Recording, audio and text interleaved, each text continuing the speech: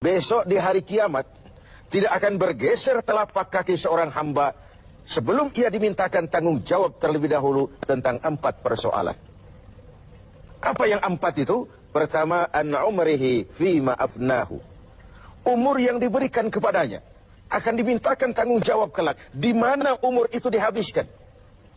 Sejak kita akil balik sampai ajal datang merenggut nyawa, di mana umur itu dihabiskan?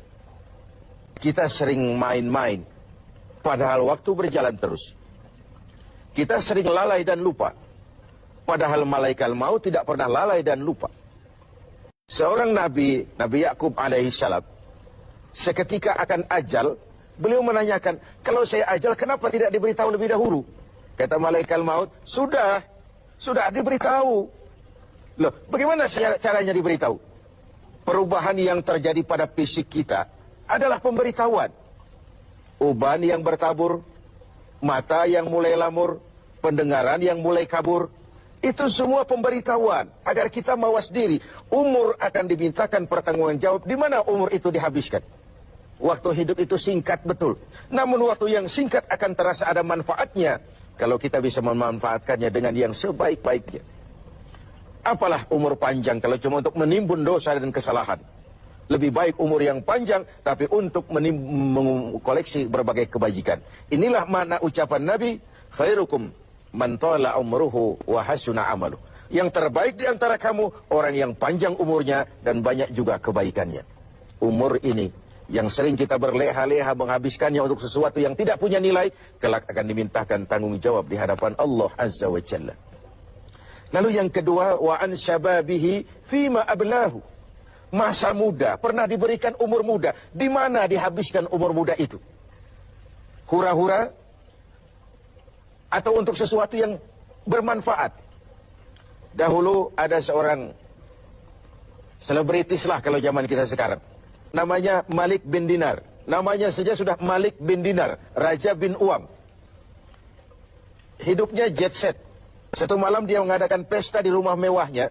Datang seorang pengemis, bertanya kepada penjaga pintu, siapa yang punya rumah ini?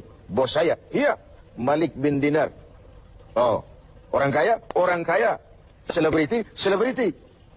Dia hamba apa orang merdeka? Dia orang merdeka. Kalau hamba bagaimana bisa pesta sehebat ini? Orang tua itu senyum lalu bilang, sampaikan kepada bosmu Malik bin Dinar, dia memang orang merdeka. Kalau dia hamba, bukan seperti ini pekerjaannya. Dia orang merdeka, dilarang tidak terlarang, dicegah pun tidak tercegah. Merdeka dia memperturutkan hawa nafsunya. Kalau dia hamba Allah, bukan begini pekerjaannya.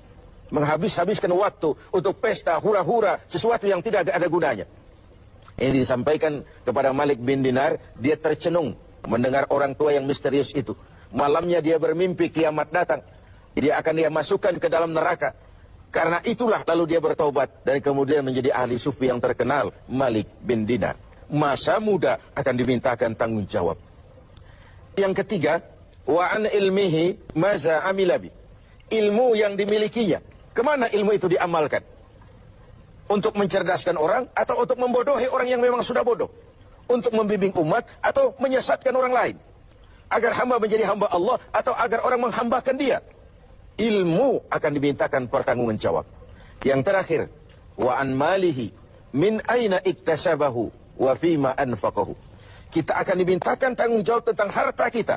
Dari mana harta itu didapat dan kemana harta itu dibelanjakan. Perhatikan yang terakhir ini. Tentang ilmu, pertanyaan akhirat cuma satu. Ilmumu kau amalkan untuk apa? Tentang umur, pertanyaan akhirat pun satu. Umurmu kau habiskan di mana? Tentang masa muda, pertanyaan akhirat juga satu. Masa mudamu kau gunakan buat apa?